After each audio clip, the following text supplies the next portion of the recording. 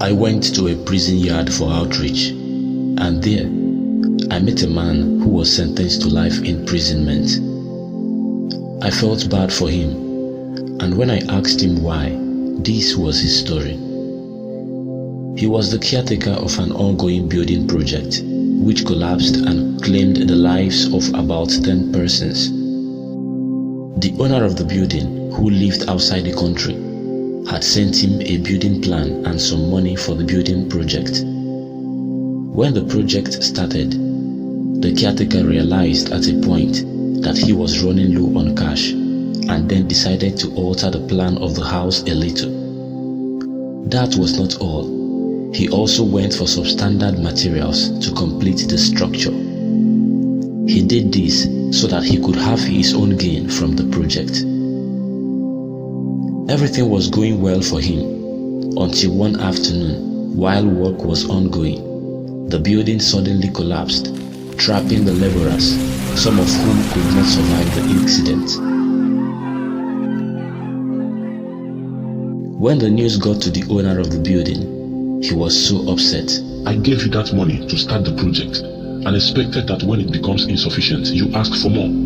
It is my house and I chose the plan and standard. The owner had said to him, I was not only going to give you an apartment in the building, but was also going to share the yearly returns from rents with you. He was so angry and disappointed. On hearing this, the caretaker was likewise disappointed in himself. He had learnt his lessons, but it was rather too late for him, as he was confined to the prison yard together with his accomplices. You see, we may say that this man reaped exactly what he sowed. But then, let us take a pause and think about our own life. Many of us are no different from this man. How many lives have been ruined or blessed by the path you have chosen? Or did you think that your life ends with you alone? Don't you know that you have destinies connected to your destiny, and any alteration in God's original plan for your life eventually affects those lives? God has given you life, and because He made you a caretaker, you think that you could do whatever you like with it. The life in you belongs to Him, and so He chooses the plan and the standard. God has called you to a standard of holiness and righteous living, but you are choosing to take the path of sin simply because you want to satisfy yourself, or maybe because you think you don't have what it takes to live up to God's desired standard.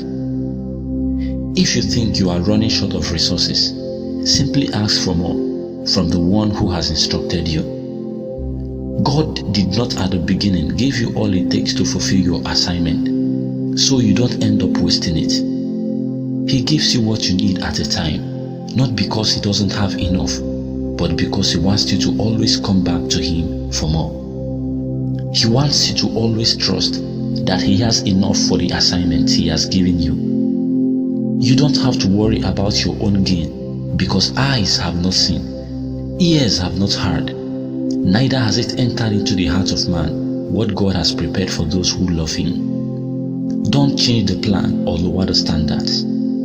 If you are running low on resources, simply ask for more. It is His project and not yours. Remember, you cannot receive the plan until you go to God, and you cannot go to God except through Jesus.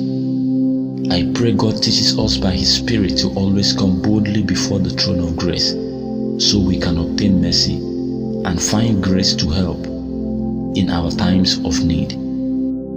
Amen. Whenever I call you, you're always there.